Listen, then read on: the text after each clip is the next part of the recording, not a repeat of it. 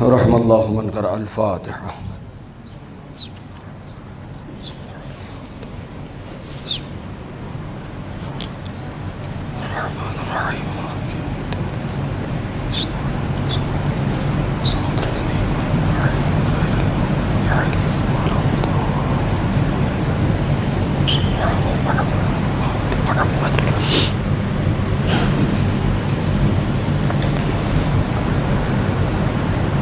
لا حول ولا قوة إلا بالله العلي العظيم.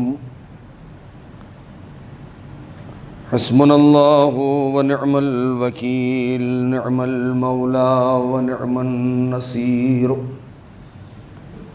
أعوذ بالله السميع العليم من الشيطان اللعين الرجيم. بسم الله الرحمن الرحيم.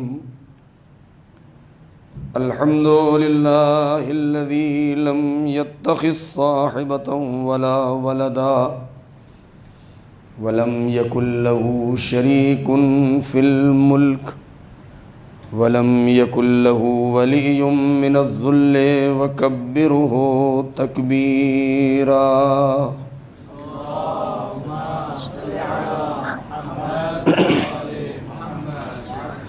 والصلاة والسلام والتحية والإكرام على النبي الأمي المكي المدني القرشي الهاشمي الأبتعي سيدنا ومولانا ومقتدانا وهادينا أبي القاسم محمد.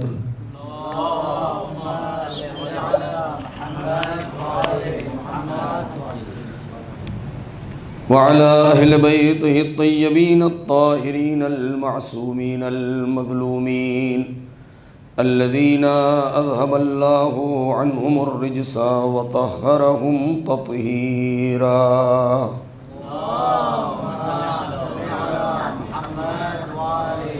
سلام على آل طه وياسين ولعنة الله على أعدائهم أجمعين من الآن إلى يوم الدين. أما بعد، فقد قال الله الحكيم في كتابه الكريم. بسم الله الرحمن الرحيم.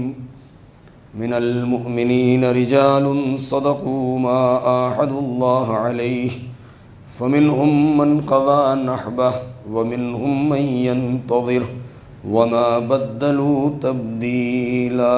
صلوات پڑھیں اور محمد و آل محمد.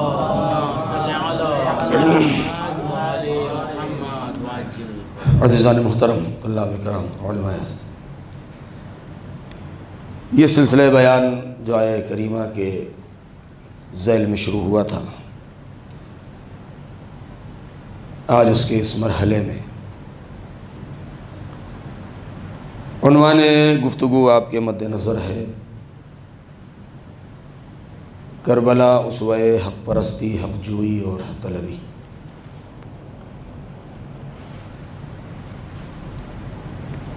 اس میں کوئی شک نہیں ہے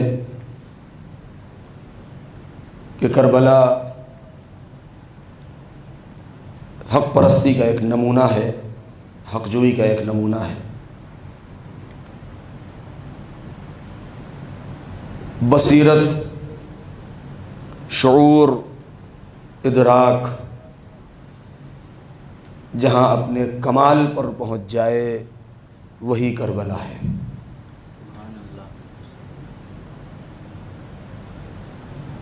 بلکہ یوں کہہ دیا جائے کہ تنہا میدان کربلا ایک ایسا میدان اور ایک ایسا موقع اور ایک ایسا محل ہے کہ جہاں پر دو متضاد چیزیں ایک مقام پر جمع تھیں.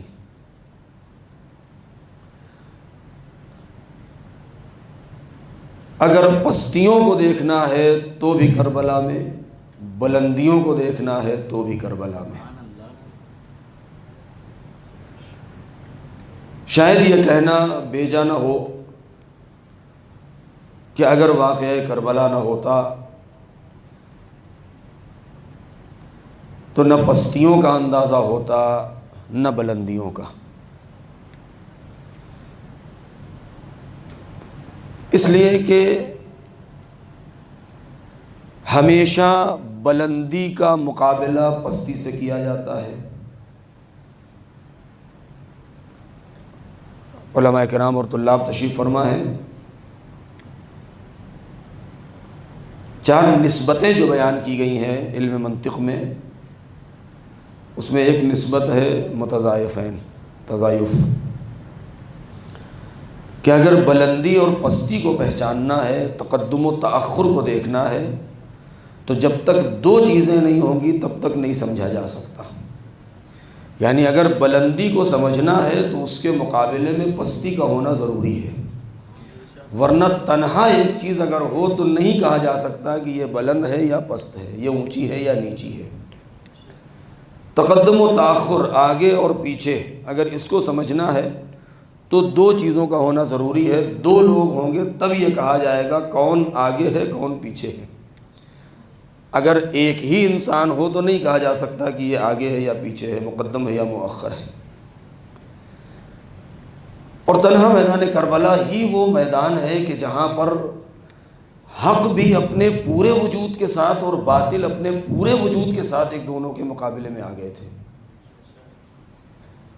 اسی لیے اگر باطل کو سمجھنا ہے تو بھی ہمیں کربلا ہی درکار ہے، اور اگر حق کو پہچاننا ہے، حق کی بلندی کو، تو بھی کربلا ہی درکار ہے۔ لہذا اس مختصر سی تمہید کے بعد میں پلٹتا ہوں اپنے اس آیہ کریمہ کی طرف جس کی تلاوت کا شرف حاصل ہوا۔ من المؤمنین رجال صدقوا ما عاہدوا اللہ علیہ، کہ مؤمنین میں کچھ مرد ایسے ہیں، کچھ افراد ایسے ہیں کہ جنہوں نے اللہ سے کیے ہوئے وعدے کو سچ کر دکھایا اور اس کے اوپر صادق رہے، گامزن رہے۔ یہاں تک کہ کچھ افراد وہ ہیں کہ جو آخری منزل تک پہنچ گئے، جام شہادت نوش کر لیا، اس راہ میں قربان ہو گئے، اور کچھ وہ ہیں کہ جو اس گھڑی اور اس وقت اور اس دن کے انتظار میں ہیں کہ یہ موقع انہیں نصیب ہو، احقاق حق کے لیے، ابطال باطل کے لیے، اعتلاء کلمہ حق کے لیے۔ اور اس کی بہترین مثال اور بہترین نمونہ کربلا کا میدان ہے۔ یہ عہد کیا ہے؟ بس یہاں سے میں مختصر گفتگو ہوگی انشاءاللہ۔ قرآن مجید میں کئی مقامات پر اس طریقے سے یہ لفظ استعمال ہوا ہے، جس کی تفصیل پرسوں کی مجلس میں گزر چکی ہے کہ عہد اور وعدے میں کیا فرق ہے، وعدے اور خبر میں کیا فرق ہے، کہ جو عبد اور معبود کے درمیان جو قرارداد ہوتی ہے، جو معاہدہ ہوتا ہے، اسے عہد کہتے ہیں۔ اور پروردگار عالم نے ہر انسان سے عالم ذر میں عہد و پیمان لے لیا ہے، ایک قرارداد ہو چکی ہے، ایک قول نامہ لکھا جا چکا ہے، ہر انسان نے زبان دے دی ہے، وعدہ کر لیا ہے اور قول و قرار ہو چکا ہے۔ علماء نے یہاں پر مختلف اعتبار سے، کہ کسی نے کہا کہ یہ عہد فطری ہے، کسی نے کہا کہ نہیں یہ عہد عقلی ہے۔ عہد عقلی ہے یعنی بہت مختصر میری گفتگو ہوگی یہ مقدمتاً، کہ چونکہ پروردگار عالم نے تنہا نوع بشر کو اس مکمل اور اس جوہر عقل سے نوازا ہے، یہاں پر آنے کے بعد یہ دھوکہ نہ ہو کسی کو۔ یہاں پر بہت سے علماء نے بہت کچھ لکھا ہے، تحقیقات بھی ہوئی ہیں۔ علماء کا مطلب علماء دین نہیں، ہر علم میں ماہرین نے یہاں پر بہت تحقیقات ہوئی ہیں، اور ایک ہی نتیجہ نکالا کہ صرف انسان ہی وہ مخلوق ہے کہ جو صاحب عقل ہے، اگرچہ ایسا نہیں ہے۔ اگرچہ ایسا نہیں ہے، وہ عقل تام، وہ عقل کامل کہ جو انسان کو دی گئی ہے اس سے بڑی ایک مطلقاً عقل. اور اس کی دلیل یہ ہے کہ انسان کے علاوہ جو دوسری مخلوقات ہیں ایسا نہیں ہے کہ ان کے پاس عقل نہیں ہے. جیسے جانور مطلق طریقے سے انکار نہیں کیا جا سکتا کہ جانوروں کے پاس عقل نہیں ہے، ہوش نہیں ہے، نہیں. چونکہ انسان جانوروں کے سلسلے میں نہ ان کی زبان سمجھتا ہے، نہ ان کے رہن سہن کو جانتا ہے، نہ ان کے نوعیت کے بارے میں زیادہ جانتا ہے، لہذا چونکہ انسان کے اندر پروردگار عالم نے وہ عقل دی ہے کہ جس کی بنا پر وہ کائنات کے ہر ذرے کے اوپر اپنی کمن ڈال دیتا ہے اور اس کو اپنے اختیار میں لے لیتا ہے اور اس کو اپنا مسخر بنا لیتا ہے. اور گھوڑے جیسے جانور کو انسان نے اپنے قابو میں کر لیا، اس کو رام کر لیا. اونٹ جیسے بڑے جانور کو انسان نے اپنے اختیار میں کر لیا ہے. تو انسان یہ سوچتا ہے کہ عقل صرف ہمارے پاس ہے، ان کے پاس عقل نہیں ہے. ایسا نہیں ہے، ان کے پاس بھی عقل ہے، ان کے پاس بھی شعور ہے. کیوں؟ اس لیے کہ اگر جانوروں کے پاس عقل نہ ہوتی، شعور نہ ہوتا، تو اتنی بڑی بھیڑ میں کسی جانور کا بچہ وہ اپنی ہی ماں کے پاس کیوں جاتا ہے، کسی دوسرے کے پاس کیوں نہیں چلا جاتا؟ بھائی ایک بکری نے کا جو ایک چھوٹا سا بچہ ہے، ہزاروں بکریوں کے درمیان میں وہ بچہ اپنی ماں کو پہچانتا ہے اور وہ ماں اپنے بچے کو پہچانتی ہے. اس کا مطلب یہ ہے کہ شعور ان کے پاس بھی ہے، عقل ان کے پاس بھی ہے. ہم اپنی عقل کے اعتبار سے اس کی عقل کو درک نہیں کر پاتے ہیں تو یہ کہہ دیتے ہیں کہ یہ بے عقل نہیں ہے. کوئی بھی شے، کوئی بھی فرد، کوئی بھی مخلوق بے شعور نہیں ہے، بے عقل نہیں ہے. یہ ہمارے کم شعوری کی دلیل ہے کہ ہم اپنے علاوہ دوسروں کو لاشعور سمجھتے ہیں. ورنہ شعور کے بنا پر نہ حمد پروردگار ہو سکتی ہے، نہ تسبیح پروردگار ہو سکتی ہے. قرآن یہ آواز دیتا ہے یسبح للہ ما فی السماوات و ما فی الارض. ہمیشہ تسبیح و تہلیل حمد پروردگار اسی وقت قبول ہے جب شعور ادراک کے دائرے میں رکھ کے کی جائے. قرآن آواز دیتا ہے کہ تم نہیں سمجھتے ہو، لا تشعرون تسبیحہم، تم ان کی تسبیحات کو نہیں سمجھتے ہو، تم ان کی تحلیل کو نہیں سمجھتے ہو. ورنہ شعور و ادراک ہر شے کے پاس ہے، ہر مخلوق کے پاس ہے. بھئی یہاں تک آنے کے بعد یہ عہد کیا ہے؟ الم اعہد الیکم یا بنی آدم الا تعبدوا الا ایاہ یا اللہ تعبدوا الشیطان انہ لکم عدو مبین.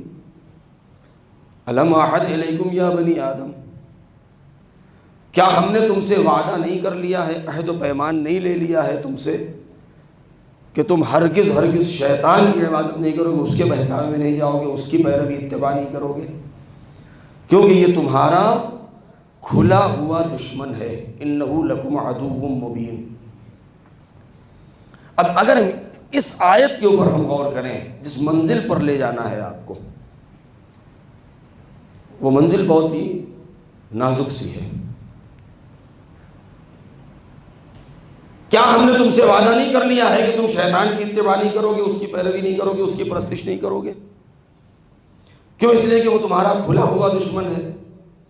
اس کا مطلب یہ ہے کہ ابتدائے خلقت میں ہی پروردگار عالم نے ہر انسان سے اس بات کا وعدہ لے لیا ہے کہ عبادت ہوگی تو صرف پروردگار کی ہوگی، اطاعت ہوگی تو صرف خدا کی ہوگی.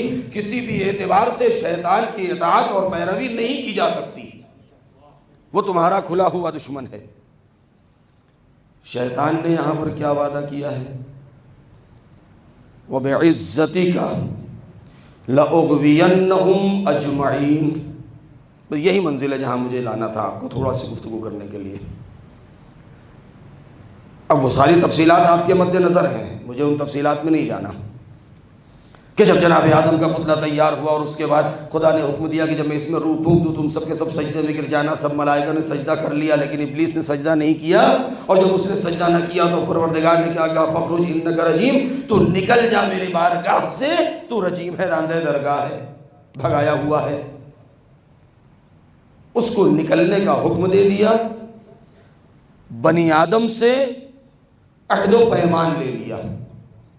اب یہ عہد و پیمان جو کل کی مجلس میں گزر چکی ہے بات، یا پرسوں کی مجلس میں، کہ ہم تو عالم زر میں تھے، ہم تو بے ہوش تھے، ہمیں تو ہوش نہیں تھا، ہم تو عالم ارواح میں تھے، ہمیں یاد کیسے آئے گا کہ ہم نے کیا وعدہ کیا ہے؟ لہذا وہ ہستیاں پروردگار عالم نے بھیجی ہیں کہ جو ہمیں قدم قدم پر یاد دلاتے رہے اس بات کو کہ تم نے پروردگار سے کس بات کا وعدہ کیا ہے، تمہارا عہد و پیمان کیا ہے، تمہارا قول و قرار کیا ہے، تمہارا وعدہ کیا ہے۔ لہذا ہمیں وہ چیز یاد آتی رہے اور ہم اس کو چیز کو یاد کر کے پروردگار عالم کے موتی اور اس کے عبد بنتے رہے اور شیطان کو دور بھگاتے رہے۔ لہذا اب یہاں پر آنے کے بعد بھی ایک مسئلہ ہے کہ جب ہم عالم زر میں تھے، ہمیں اس دور کی چیزیں یاد نہیں ہیں، تو جو لوگ ہمیں بتا رہے ہیں کہ کیا تم نے پروردگار سے وعدہ نہیں کیا ہے، تم نے یہ وعدہ کیا ہے، تم نے یہ عہد و پیمان کیا ہے، وہ بھی تو عالم زر میں تھے۔ بہت توجہ۔ تو پھر ان کے اندر ایسی صلاحیتیں کیسی ہیں کہ جو وہ ہمیں یاد دلاتے رہے؟ پروردگار آواز دے گا، یہی تو ہم تمہیں سمجھانا چاہتے ہیں کہ جو ہماری طرف سے بنائے ہوئے نمائندے ہیں، کبھی ہرگز ان کو اپنے جیسا مت سمجھ لینا۔ تمہارے اوپر ایک ایسا دور گزر چکا ہے کہ تم بے ہوش تھے، تمہیں ہوش و حواس نہیں تھا، تم مجادم کے اندھیروں میں تھے، تمہارا کوئی وجود نہیں تھا، تمہیں کسی چیز کی خبر نہیں تھی، لیکن کچھ ہستیاں ہم نے ایسی بھی بنائی تھی جب تم نہ بے خبر تھے، لا شعور تھے، ادراک کی منزل میں نہیں تھے، تب بھی وہ عرش الہی پر ہماری تسبیح و تحلیل کر رہے تھے۔ صلوات پڑھے بر محمد و آل محمد۔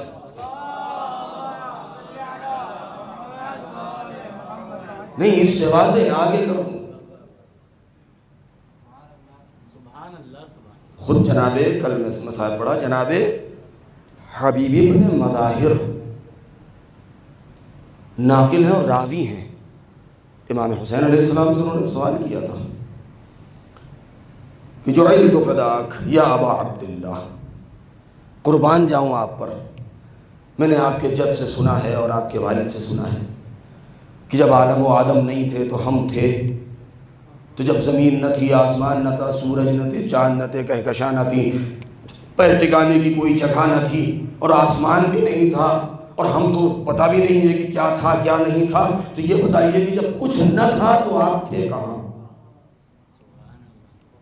جب کچھ نہیں تھا اور آپ تھے تو آپ تھے کہاں؟ تو امام حسین علیہ السلام کا جملہ ہے کہ ہم اس وقت کننا انوارا ندور حول عرش اللہ، کہ اس وقت ہم انوار کی صورت میں تھے اور عرش الہی کا دور اور طواف کرتے تھے، اور ہم اس وقت تسبیح و تحلیل پروردگار کیا کرتے تھے۔ لہذا ایک یہ مرحلہ۔ اب میں یہاں سے وہ بات آپ کے سامنے پیش کر دوں کہ جب جناب آدم کے اس کالبد خاکی میں پروردگار عالم نے اپنی روح پھونک دی اور کہا کہ تم سب کے سب سجدے میں گر جاؤ، سب گر گئے، اور شیطان نہیں جھکا اور اس نے تکبر کیا اور اس کو نکال دیا گیا یا نکالا جانے لگا، تو اس نے کیا بات کہی کہ فَبِعِزَّتِكَ لَأُغْوِيَنَّهُمْ أَجْمَعِينَ، کہ مجھے تیری عزت و جلالت کی قسم، یعنی میں تیرے عزت کی قسم کھا کے کہتا ہوں کہ میں سب کے سب جتنے ہیں سب کو بہکاؤں گا۔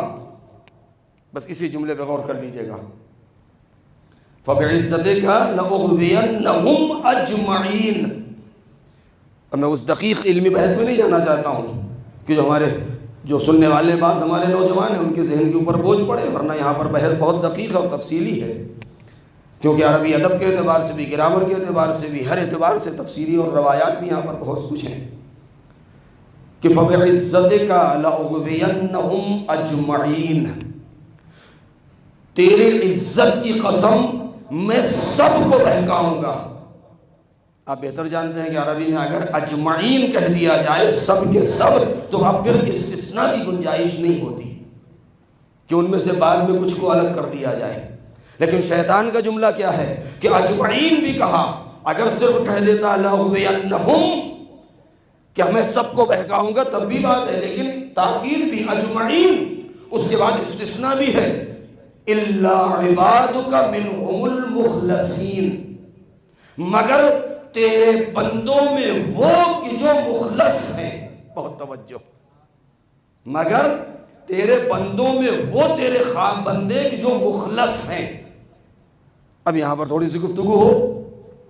اس نے یہ نہیں کہا مخلصین، نہیں کہا مخلصین کہا ہے. بہت توجہ چاہوں گا، اگر آپ ذرا سا دقت کر لیں بڑا احسان ہوگا یہاں پر، کیونکہ ایک بہت ظریف سی گفتگو ہے. یہ نہیں کہا کہ مخلصین، کیونکہ مخلصین میں اور مخلصین میں بہت بڑا فرق ہے. اب آپ دوبارہ العربی جانتے ہیں گرامر سے، مخلصین فاعل اور مفعول کتنا بڑا فرق ہے.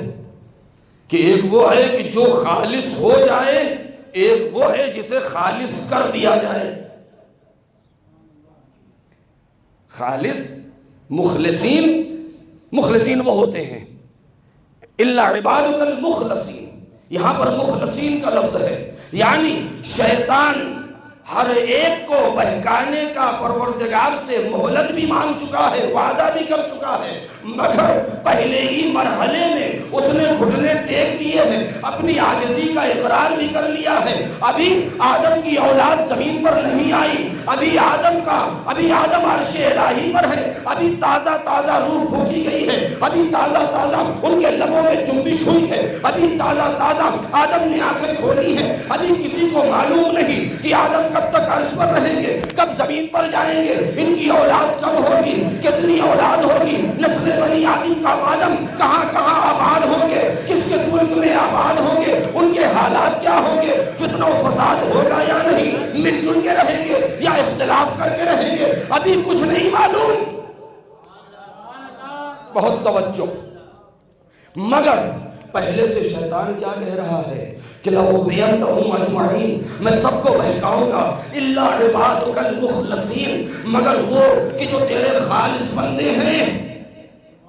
پہلے ہی سے کہہ چکا کہ میں ان کو نہیں بہکا پاؤں گا. اب یہ مخلصین اور مخلصین ہیں کون کون؟ مخلصین وہ ہوتے ہیں کہ جو پروردگار عالم کی بارگاہ میں آنے کے بعد اپنے ہر عمل کو پروردگار کے لیے خالص کرتے ہیں، جن کی عبادتوں میں خلوص ہو، جن کے یہاں تواضع بھی ہو، جن کے یہاں انکساری بھی ہو، جن کے یہاں خاک نشینی بھی ہو. یہ ساری چیزیں وہ ہیں کہ جو مخلصین ہیں، جو کبھی شرک نہیں کرتے ہیں، جو عبادت میں کسی کو شریک نہیں رکھتے ہیں، جو پروردگار کے مطیع ہوتے ہیں. یہ سب کے سب مخلصین ہیں. مگر شیطان نے مخلصین نہیں کہا، مخلصین کہا ہے. اس کا مطلب یہ ہے کہ مخلصین کے اندر وہ احتمال پایا جاتا ہے کہ لاکھ خلوص پایا جاتا ہو، لاکھ شرک سے دور ہو، مگر زندگی کے کسی موڑ پر کہیں نہ کہیں شیطان ان کے اوپر قابو پا لے. مگر مخلصین وہ ہوتے ہیں جن کے اوپر شیطان پہلے ہی پا چکا ہے، ہم کبھی تیرے اوپر قابو نہیں پائیں گے. اب دنیا تاریخ میں جائے وہ کیسے افراد تھے جو جانشینی کا دم بھی مر رہے ہیں، خلافت بھی لے رہے ہیں، خود اقرار کر رہے ہیں. کبھی کبھی شیطان ہم پر سوار ہو جاتا ہے. صلوات پڑھیں.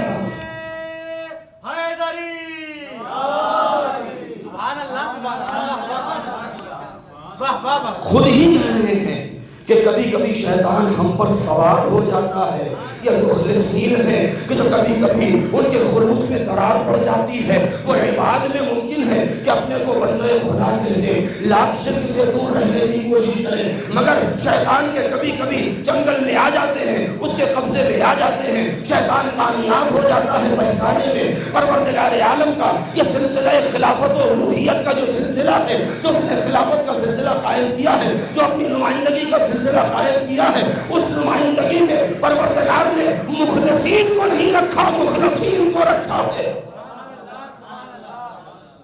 مخلصین کو نہیں، مخلصین کو رکھا ہے.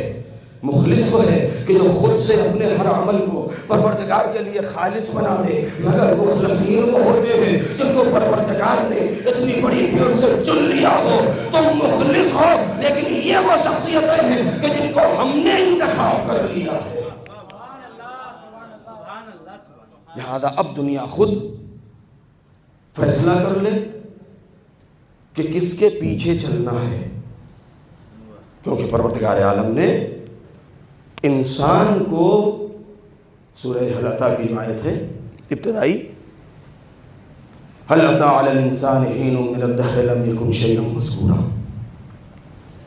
انا خلقنا الانسان من نطفۃ امشاج نبتلیہ فجعلناہ سمیعا بصیرا انا ہدیناہ السبیل اما شاکرا و اما کفورا.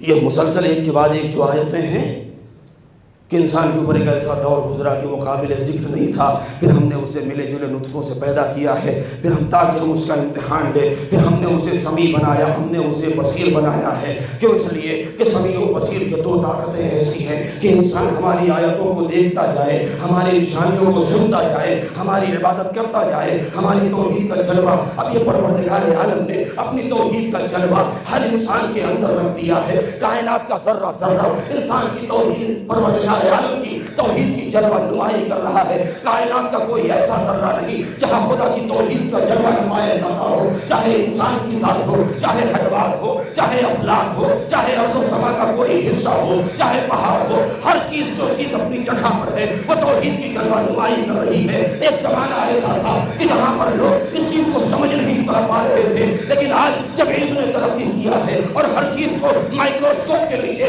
ذرہ بین کے نیچے رکھ کر کے دیکھا، تب اس کے سمجھ میں آیا کہ توحید کا مطلب کیا ہے. اگر وہ احد ہے، اگر وہ واحد ہے، اس نے جس چیز کو جہاں پیدا کر دیا وہ اپنی جگہ واحد ہے، اس کی کوئی دوئی نہیں، نہ خدا دو ہو سکتا ہے. اس کی خلقت کے شاہکار میں کہیں تمثیل اور مثیل نہیں پائی جاتی ہے. لہذا جب اس انداز سے اس نے ہر ایک کو اپنے مقام پر فرد اور واحد قرار دیا ہے، تو یہی ہر چیز کا فرد و واحد ہونا اس کی توحید پر بہترین دلیل ہے.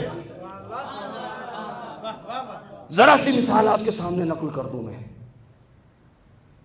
اگرچہ میں اس سے پہلے کہیں کسی مجلس میں اس کو ذکر کر چکا ہوں کہ ایک زمانہ تھا کہ لوگ اس چیز کو درک نہیں کر پا رہے تھے. بہت زیادہ اگر دو درختوں کو دیکھ لیا، دو پہاڑوں کو دیکھ لیا، کہہ دیا یہ پہاڑ بالکل اس پہاڑ جیسا ہے. توجہ کیجیے گا، یہ درخت اس درخت جیسا ہے. لیکن جب علم ترقی کرتا گیا، دنیا میں لوگ آباد ہوتے چلے گئے، تو یہ دائرہ اور چھوٹا ہو گیا اور چھوٹی سی چیز کے درمیان مقایسہ کرنا شروع کر دیا. انسان کے چہروں کو دیکھا، دنیا حیرت میں پڑ گئی. وہ خالق کیسا ہے، وہ مالک کیسا ہے. جملہ یہاں پر میں بریکٹ میں کہہ دوں، اگر کوئی دلیل نہ ہو انسان کے پاس، صرف انسان کا یہی چہرہ، اگر انسان اسی پر غور کر لے تو پروردگار عالم کی توحید کی جلوہ نمائی کرتا ہے کہ اربوں اور کھربوں اور کروڑوں افراد خلقت آدم سے لے کر کے آج تک دنیا میں آ چکے ہیں. کتنے دنیا میں موجود ہیں، کتنے آنے والے ہیں. لیکن کمال آپ دیکھیں کہ اس مختصر سے چہرہ ایک انسان کا دوسرے سے ملتا نہیں ہے. کوئی نہ کوئی فرق ضرور ہے، کوئی نہ کوئی فرق ضرور ہے. جب انسان نے علم کے مرحلے میں اور آگے قدم بڑھایا تو کہا نہیں یہ چہرہ تو بہت بڑا ہے. کسی زمانے میں آج بھی ڈاکومنٹس کے اوپر کہ جب کوئی تشخیص کے لیے کوئی پروف کے طور پر انسان کی فوٹو لگائی جاتی ہے تاکہ وہی انسان پتہ چلے کہ ہمارے دفتر میں جو آیا ہے، ہمارے آفس میں جو آیا ہے وہ یہی انسان ہے، ہم نے جس کو مجرم قرار دیا ہے وہ یہی انسان ہے، یہ حق جو مانگ رہا ہے یہ یہی انسان ہے. اس کی فوٹو کے ذریعے، اس کی تصویر کے ذریعے پہچان لے. لیکن جب کچھ اب زمانہ وہ آ رہا ہے دھیرے دھیرے اور آ بھی چکا کہ نہیں یہ چہرہ تو بہت بڑی بات ہے، کوئی ایسی چیز تلاش کرو کہ جو دوسرے سے آپس میں نہ ملتی ہو. لہذا لوگوں نے کشف کیا علم کے زور پر کہ ہر انسان کے انگوٹھے کا ایک نشان دوسرے انسان کے انگلی کے نشان سے نہیں مل رہا ہے. صرف وہ انگوٹھے کا نشان ہی نہیں بلکہ ہر انسان کے یہ 20 انگلیاں ہیں، یہ آپس میں نہیں ملتی. یہ 20 انگلیوں میں کوئی سی بھی انگلی کا نشان دنیا کے کسی انسان کی کسی انگلی کے نشان سے نہیں مل رہا. یہ نہیں کہہ سکتے ہمارے انگوٹھے کا نشان آپ کے انگوٹھے کے نشان جیسا ہے. ہتھیلی کا نشان کسی دوسرے سے نہیں ملتا. ترقی کیا اور زیادہ سامان ملے تو کہا نہیں یہ بہت بڑی چیز ہے. اس سے چھوٹی چیز نکالی اور وہ کیا ہے کہ کسی انسان کے آنکھ کی پتلی کسی دوسرے انسان کے آنکھ کی پتلی سے نہیں مل رہی ہے. وہ پروردگار نہیں. ترقی اور کیا، ریگستان میں گئے، ریگستان کے اس ریگزار کے ذرے کو اٹھایا، جب مائکروسکوپ کے نیچے رکھا تو پتہ یہ چلا کہ ریگستان میں موجود ریگزاروں میں کوئی ذرہ ایسا نہیں جس کی شکل دوسرے سے ملتی ہو. کوئی ذرہ ایسا نہیں جس کی شکل دوسرے سے ملتی ہو. ارے تعجب اس بات کے اوپر ہے کہ ذرے ایک دوسرے دوسرے سے مل نہیں رہے، لیکن اتنے بڑے بڑے جاہل لوگ موجود تھے جنہوں نے کہہ دیا رسول ہمارے جیسے۔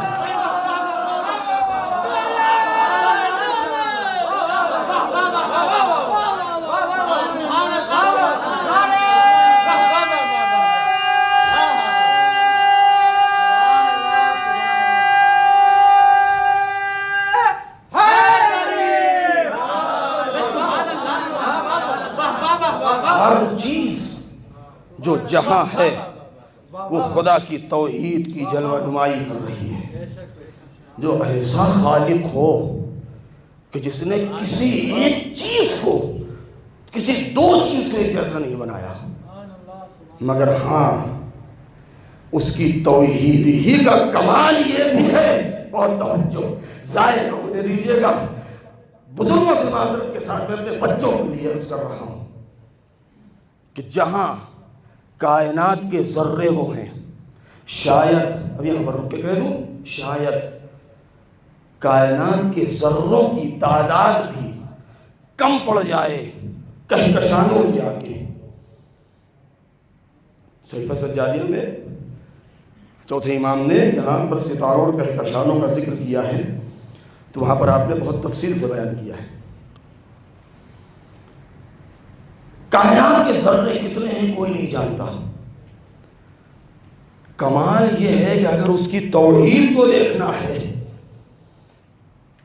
تو یہاں دیکھا جائے کہ ایک طرف ریگستان کا کوئی ذرہ کسی دوسرے سے نہیں مل رہا ہے، کائنات کی کوئی شے کسی دوسرے کے مثیل نہیں ہے، نظیر نہیں ہے، کسی میں کسی کی کوئی شباہت نہیں، جو چیز اپنی جگہ ہے وہ تنہا ہے، فرد ہے۔ یہی تو کمال ہے اور یہی تو فرق ہے عام انسانوں میں، عام مخلوقات میں اور معصومین علیہ السلام میں، کہ کائنات کی کوئی فرق، کائنات کا کوئی ذرہ کسی دوسرے سے نہیں مل رہا، مگر پروردگار نے ایک طرف اپنی توحید کا جلوہ اگر ذرے ذرے میں بھر دیا تو اپنی توحید کے کمال کا جلوہ ان 14 میں بھر دیا کہ 14 کے 14 ہے، سیرت بھی ایک ہے، صورت بھی ایک ہے، کمال بھی ایک ہے، نور بھی ایک ہے، علم بھی ایک ہے۔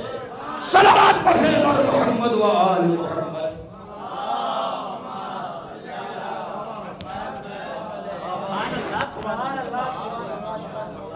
امتیاز دیکھنا ہے تو ایسے دیکھیں، اتحاد دیکھنا ہے تو ایسے دیکھیں کہ 14 ہیں مگر سب ایک جیسے ہیں۔ اب یہاں پر آ چکا ہوں تو وہ بات میں کہی دوں، ورنہ ارادہ نہیں تھا، موضوع کچھ اور تھا۔ یہ 14 میں جو اتحاد ہے اس کی بھی کوئی نظیر نہیں ہے، نہ تھی نہ ہے نہ رہے گی۔ شاید یہاں کی مجلس میں یا کہیں مجلس میں، شاید میں نے تھوڑا سا مرتبہ ذکر کیا تھا، غالباً حرم کی مجلس میں،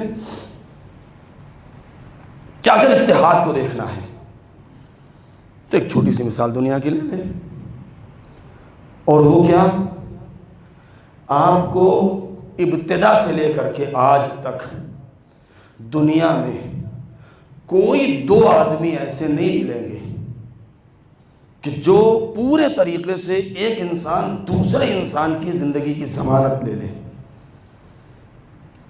نہیں ملیں گے۔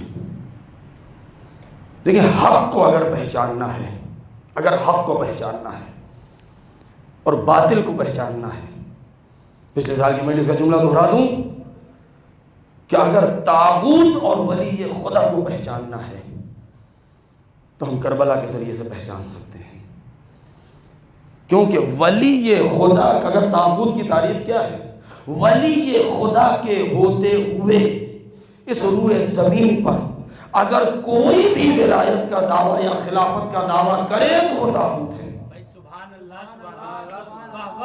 سیدھی سی بات ہے، اس کے علاوہ دوسری کوئی بات ہی نہیں ہے۔ یعنی لوگ نہ کہیں کہ آپ نے کیسے باطل حکومت کہہ دیا، طاغوت کہہ دیا۔ علی کے ہوتے ہوئے کوئی بھی اگر حق خلافت یا دعویٰ خلافت اور حکومت کرتا ہے تو وہ شریعت کی نظر میں طاغوت ہے۔ بھئی جب طاغوت ہو گیا تو قرآن مجید نے تو طاغوت کے پیروی کرنے کی منع کیا ہے پہلے ہی، کیوں؟ اس لیے کہ طاغوت وہ ہوتے ہیں، آیت الکرسی میں ہے والذین کفروا اولیاءہم الطاغوت یخرجونہم من النور الی الظلمات،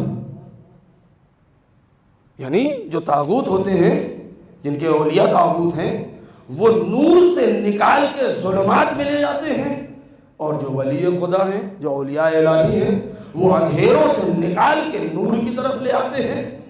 اب جب مولا کے موت ہوتے ہوئے بھی کوئی انسان دعویٰ خلافت کر رہا ہے، حاکمیت کر رہا ہے، تو اب اس کا مطلب یہ ہے کہ وہ طاغوت ہے۔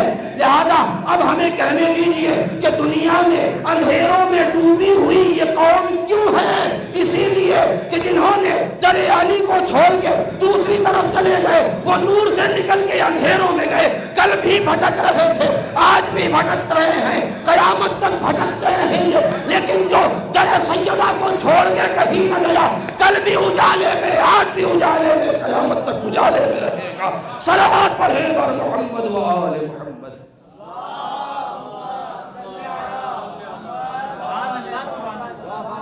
یہ طاغوت ہے،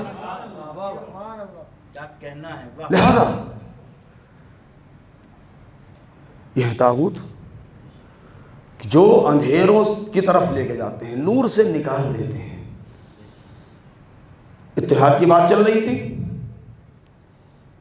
دو سلسلے ہیں، تین، چھوٹی سی مثال، وقت اگر بیان کیا جائے تو اس میں تفصیل بہت ہے۔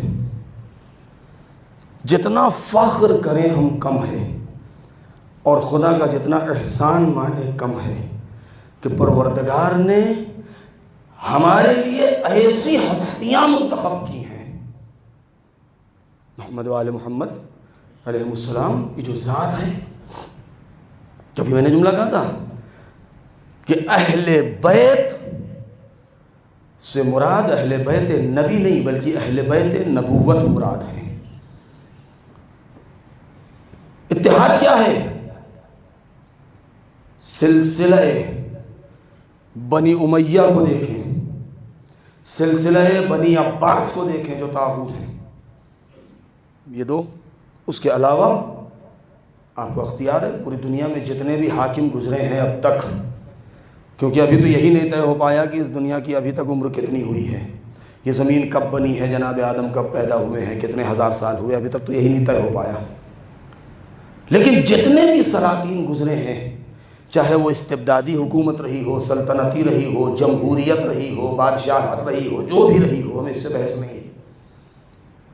بہت سی حکومتیں ایسی بھی رہی ہیں کہ جو موروثی رہی ہیں، باپ بادشاہ تھا، اس کے بعد اس کا ولی عہد اس کا بیٹا بن گیا، باپ نے اپنے بیٹے کے سر پر تاج رکھ دیا، بیٹے نے اپنے بیٹے کے، اس نے اپنے بیٹے کے، اور اسی طریقے سے نسل میں یہ حکومت چلتی رہی۔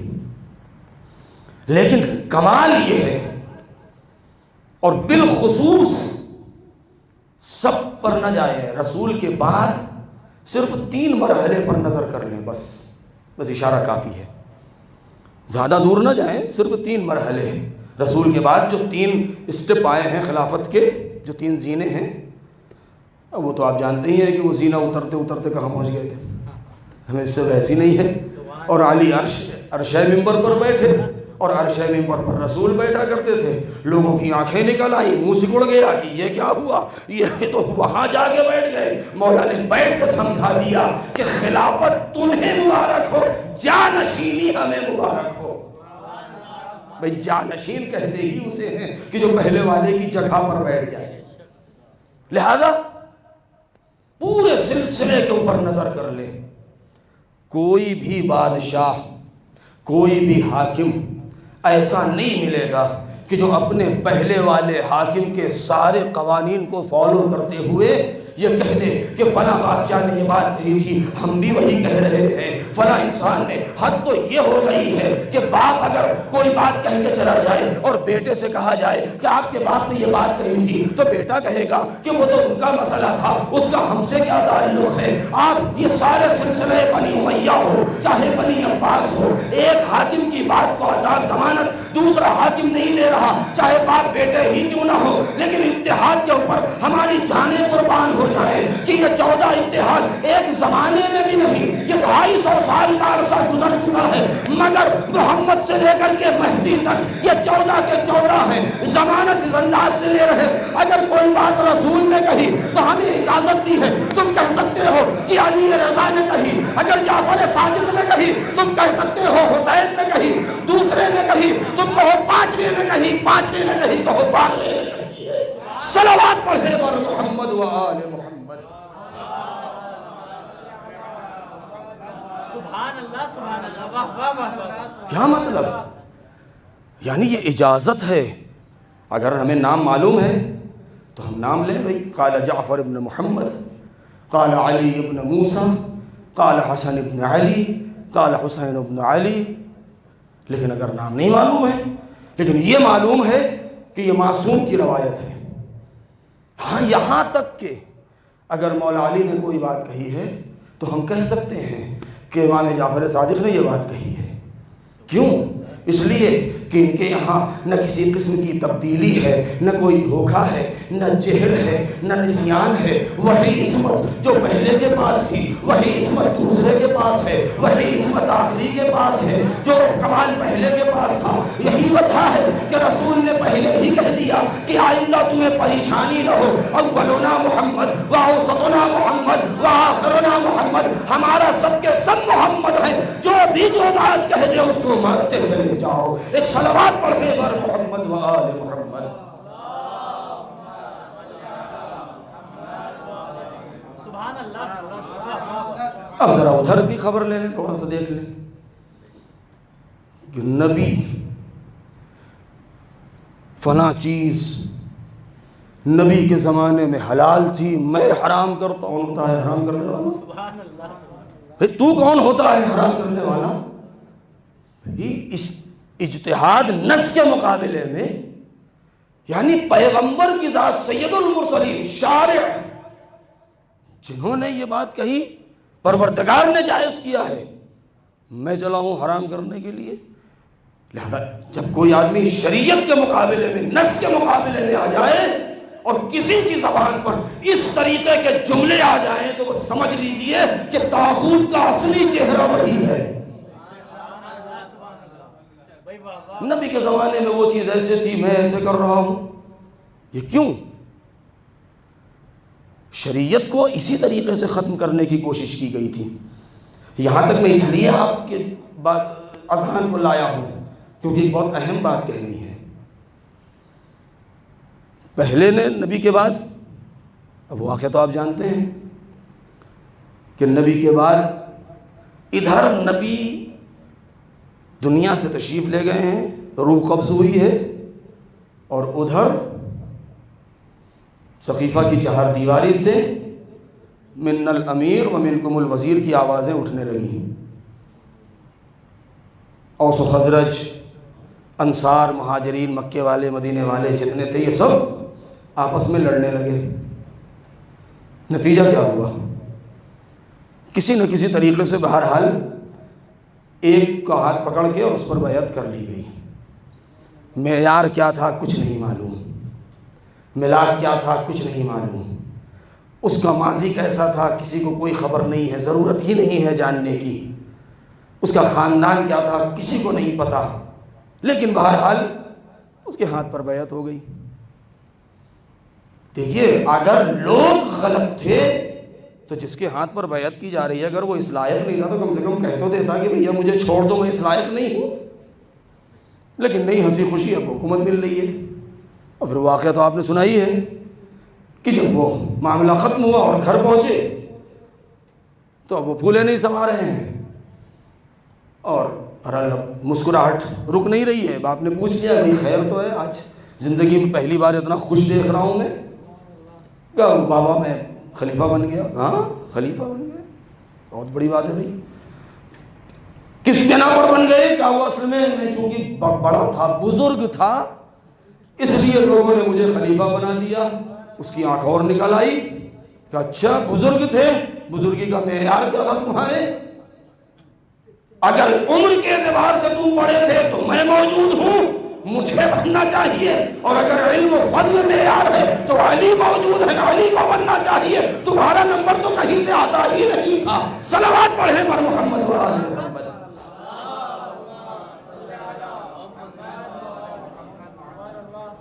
وہ جملہ جو اس کے لیے میں نے زحمت دی ہے۔ دیکھیں تاریخ میں کوئی چیز چھپی نہیں رہتی، حق کبھی چھپتا نہیں ہے۔ بہت کئی برس پہلے ایک مجلس پڑھی تھی میں نے اجتیہ میں، زیارت عاشورہ کی شرح بہت سے لوگوں نے کی ہے، لیکن ایک شرح ہے علامہ ابو الفضل تہرانی نے 2 جلدوں میں، کتاب کا نام ہے شفاء الصدور۔ اس کے اندر اس طریقے کی روایتیں موجود ہیں، یہ روایت جو میں پڑھ رہا ہوں وہی موجود ہے۔ ابن مردویہ سے بھی یہ روایت ہے، بعض دیگر بزرگان عامہ نے بھی اس کو نقل کیا ہے کہ جس زمانے میں یہ زیارت عاشورہ میں جو ہم اور آپ پڑھتے ہیں، اللہم لعن اول ظالم ظلم حق محمد و آل محمد و آخر تابع له علی ذلک، یعنی پروردگار تیری لعنت ہو اس پہلے ظالم کے اوپر کہ جس نے حق محمد و آل محمد کو چھینا ہے اور ان پر ظلم کیا، ان کے حق پر ظلم کیا ہے، اور اس کی اتباع کرتے ہوئے آخر تک، چاہے اس زمانے میں بھی لوگ موجود ہوں اگر ایسا تو ان پر بھی وہ شامل ہو جائیں گے۔ لہذا یہ اول ظالم کا مطلب کون، کس نے ابتدا کی ہے ظلم کی، یہ راز پردہ راز میں رہ جاتا، لیکن وہ جو دعا ہے معصوم کی طرف منسوب ہے، وہ جملہ کہ اللہم اشغل الظالمین بالظالمین یا ظالم بالظالم، کہ خدا ظالم کو ظالم سے ملا دے اور بھڑا دے اور مشغول کر دے۔ تو کبھی کبھی ایسا ہوتا ہے کہ ظالم آپس میں لڑتے ہیں اور اس طریقے کی بات کہے جاتے ہیں کہ جو حق ہوتی ہے۔ جس زمانے میں مولا کائنات نے محمد ابن ابی بکر کو مصر کا والی بنایا اور روانہ کیا، اور اس کے بعد ان کو وہاں جا کے خبر ملی کہ حاکم شام معاویہ ابن ابی سفیان نے مولا علی کے خلاف اعلان جنگ کیا ہے، اور حکمیت وغیرہ اور یہ سب اطلاع جب ملی تو محمد ابن ابی بکر نے خط لکھا معاویہ کے پاس، وہ خط موجود ہے تاریخ میں، اور خط میں لکھا گیا من محمد ابن ابی بکر الی معاویہ ابن ابو سفیان ابن حرب، اور اس کا نیچے کا جملہ کیا ہے کہ اے حاکم شام، میں نے سنا ہے ایسے سے ایسا ہوا ہے، کیا تجھے نہیں معلوم، کیا تو غدیر بھول گیا، کیا تیرے باپ نے تجھ سے کچھ نہیں بتایا تھا، وغیرہ وغیرہ یہ ساری باتیں۔ البتہ یہ جملہ میری طرف سے اضافہ تھا، کیا تجھے خبر نہیں ہے، کیا لوگوں نے بتایا نہیں ہے کہ مولا حق پر ہیں، حضرت علی حاکم اسلامی ہیں، وہ خلیفہ رسول ہیں، تو نے اتنا بڑا ظلم کیا ہے ان کے حق میں کہ تو نے حکمیت جیسی چیز کو لا کے پیش کر دیا ہے، اور وغیرہ وغیرہ یہ ساری باتیں، اور تو نے شام میں حکومت بنائی ہے جبکہ ولی خدا کے ہوتے ہوئے تیری حکومت جو ہے وہ جائز نہیں ہے۔ یہ بہت تفصیل سے جب خط لکھا اور یہ خط پہنچا شام، تو معاویہ نے شام خط پڑھنے کے بعد اپنے منشی سے کہا جواب لکھو امر اعاص کے ساتھ میں، تو جواب میں لکھوایا کہ من معاویہ ابن ابی سفیان الی الزاری علی ابیہ محمد ابن ابی بکر، یہ خط معاویہ ابن ابی سفیان کی طرف سے ہے اس بیٹے پر جس نے اپنے باپ پر ظلم کیا ہے، محمد ابن ابی بکر، یعنی جو اپنے باپ کے راستے پر نہیں چلا، اور اس نے وہ جملہ لکھا، اس کتاب میں یہ موجود ہے، آپ پڑھ سکتے ہیں کہ تو چلا ہے مجھے نصیحت کرنے کے لیے، میرے پاس طاقت تھی، میرے پاس لشکر تھا، 1 لاکھ کا لشکر میرے پاس، لشکر جرار تھا شام میں نے محنت کی ہے، اتنے سال وہاں حکومت کی ہے، لہذا میں نے اپنے طاقت کے زور پر، اپنی دولت کے زور پر، اپنے لشکر کے زور پر جو مجھے اچھا لگا وہ میں نے کیا ہے، اور میں نے علی کے مقابلے میں اپنی حکومت بنا لی ہے، لہذا یہ تو کون ہوتا ہے مجھے، اور وہ بھی تو چلا ہے مجھ سے کہنے کے لیے کہ میں نے علی اور خاندان علی اور آل رسول پر ظلم کیا کیا ہے؟ مجھ پر اعتراض کرنے سے پہلے اور انگلی اٹھانے سے پہلے اتنا یاد رکھ کہ جا اپنے باپ کی قبر پر کہ جس نے سب سے پہلے آل محمد پر ظلم کیا ہے. یہ معاویہ کا جملہ ہے. کیوں؟ اور اس نے یہ کہا کہ تیرا باپ اول ظالم ہے. یہ ایک خط. دوسرا خط امام حسین علیہ السلام کی شہادت کے بعد، یہ پہلے کے بیٹے کو یہ جواب ملا. محمد ابن یہ ابی بکر یہ پہلا خط، عبداللہ ابن عمر ابن خطاب یہ دوسرا خط. یزید کے پاس خط لکھا واقعہ کربلا کے بعد.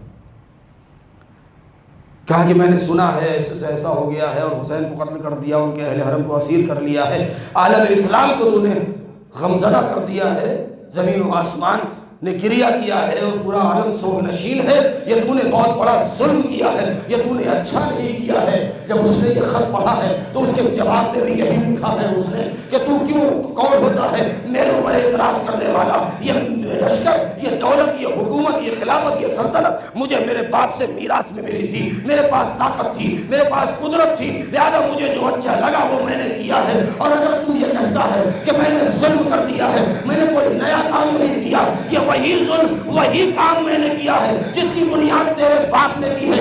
اس لیے کہ اگر تیرا باپ نہ ہوتا تو اس پہلے کو خلافت نہ ملتی، پہلے نے استخلاف نہ کیا ہوتا تو تیرا باپ خلیفہ نہ بنتا. یہ سلسلہ جو مجھ تک پہنچا ہے یہ تیرے ہی آباء و اجداد سے ہم پر ملا ہے. لہذا دشمنوں کے ذریعے سے یہ بات ثابت ہو گئی ہے کہ اول ظالم کون ہے. لہذا واقع کربلا کا سلسلہ کہاں سے ملتا ہے؟ بس بہت واضح چیز ہے یہ، اس میں کوئی دھوکہ دھڑی نہیں ہے. ثابت شدہ چیز کو بار بار ثابت کرنے کی ضرورت نہیں ہوتی. حسین ابن علی نے میدان کربلا میں جو حق واضح کیا ہے، جو روشن کیا ہے، مدینے سے نکلتے وقت اسیر بسیرت جدی و ابی، میں اپنے جد کی سیرت، میں اپنے باپ کی سیرت کو قائم کرنے جا رہا ہوں. اور وہی سیرت حسین ابن علی نے میدان کربلا میں. ہمارا سلام ہو ان نونہالوں پر، ان جوانوں پر. کربلا بلکہ یوں کہہ دیا جائے، کربلا عراق میں موجود کسی زمین کا نام نہیں ہے.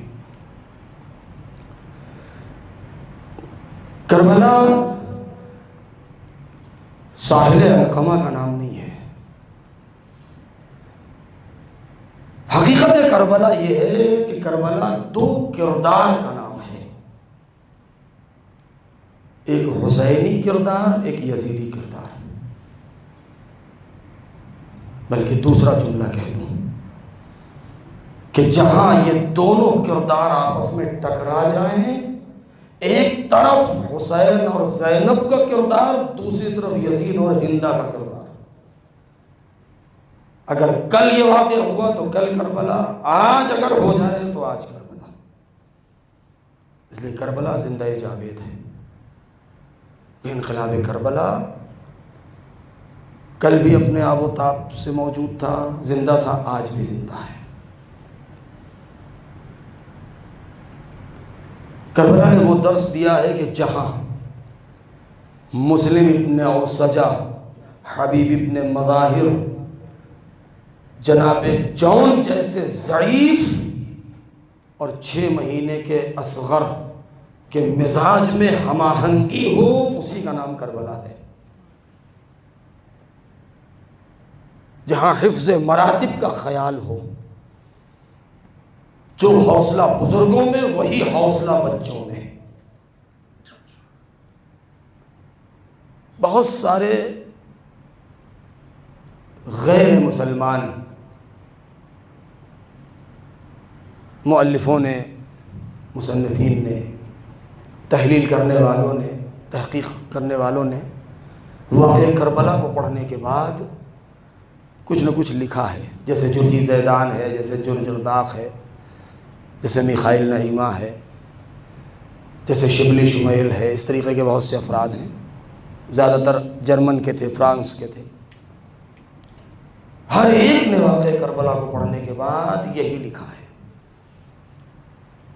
کہ وہاں بچے بھی موجود ہیں، وہاں خواتین بھی موجود ہیں. یہ کچھ بھی ہو، یہ میدان جنگ نہیں ہو سکتا.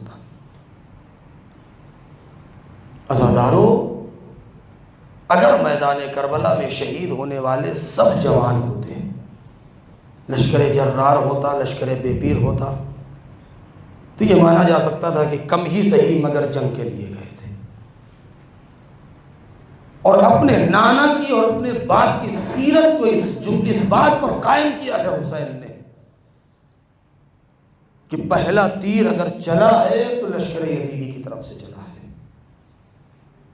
کہ جب عمر ابن سعد ابن ابی وقاص نے صبح عاشور بلندی پر کھڑے ہو کر کے پہلا تیر پھینکا ہے اور اس نے یہ بات کہی ہے کہ اے میرے لشکر والو، گواہی دینا کل تم کہ سب سے پہلا تیر میں نے پھینکا ہے.